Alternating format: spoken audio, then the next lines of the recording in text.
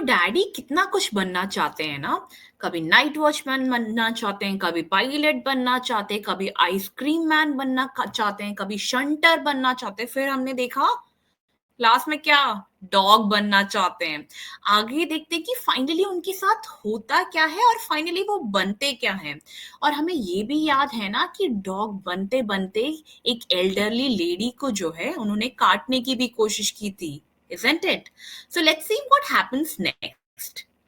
Let's go further, and I hope you have already read the pages which I have already taught you. Okay, so we know in this slide we already spoke about the dog and how he behaved or acted like one, right? Little daddy जो है बात करने लग गए थे और उनको ये समझ में नहीं आ रहा था कि वो अपने ईयर को कैसे स्क्रैच करे अपने फुट के साथ, राइट? तो वो रोवर के साथ जाके बैठ गए। हमने ये पढ़ा था, ये सीखा था। Now let's see what happens next. Just then, an officer came walking down the street.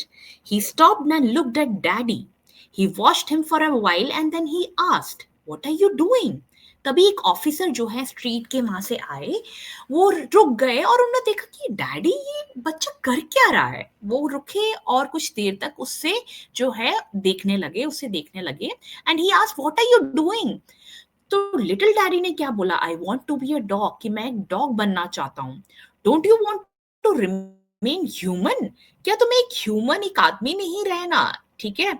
"I have been a human being for a long time", daddy said. मैं एक ह्यूमन बीइंग हूँ काफी टाइम से। ठीक है, डैडी ने बोला।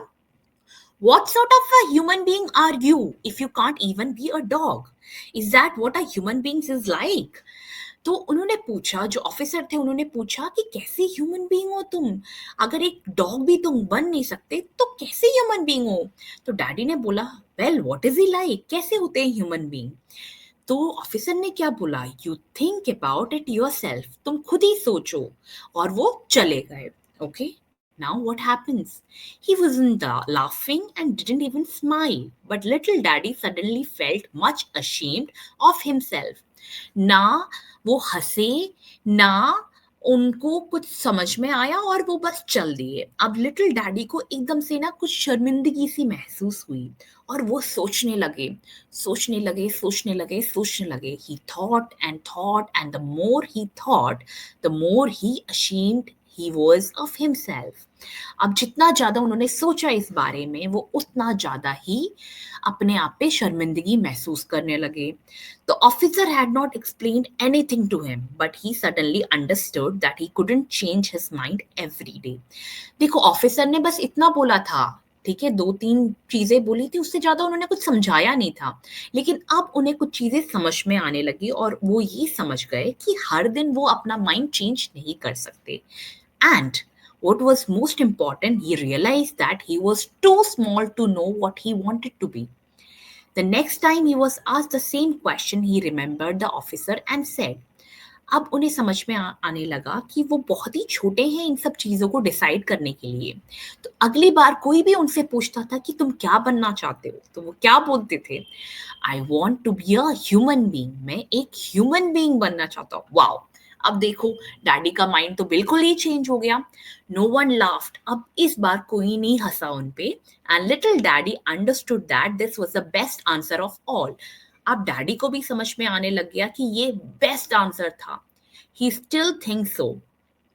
First of all, you have to be a good human being. तो लाइफ में बेटा सबसे ज्यादा जरूरी क्या है कि हम एक अच्छे ह्यूमन बीइंग बने। बाकी सारी चीजें जो है सेकेंडरी है। प्राइमरी का क्या मतलब है कि सबसे इंपॉर्टेंट चीज ये है कि हम एक गुड ह्यूमन बीइंग बने। This is most important for a pilot and a shepherd and an ice cream man. कि चाहे वो पायलट हो, चाहे वो शेपर्ड हो या फिर एक आइसक्रीम मैन हो, सबसे ज़्यादा ज़रूरी क्या है कि वो एक गुड ह्यूमन बीइंग बने। And after all, a human being does not really have to know how to scratch behind his ear with his foot.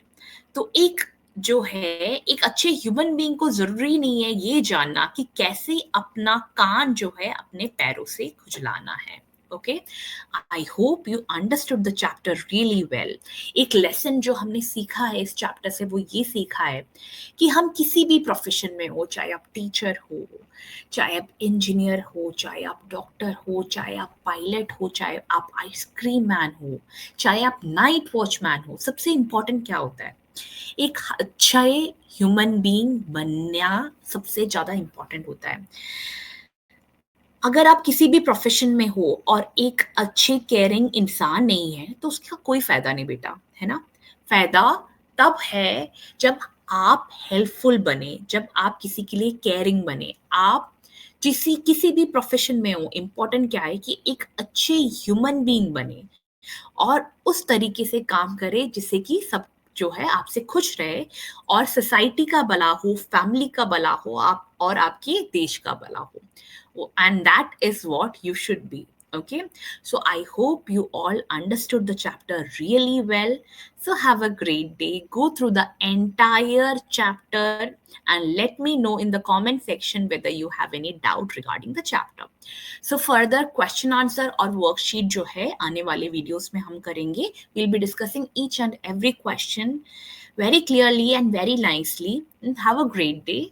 I hope you enjoyed the session. Bye bye. Take care and do great. And what? Go and read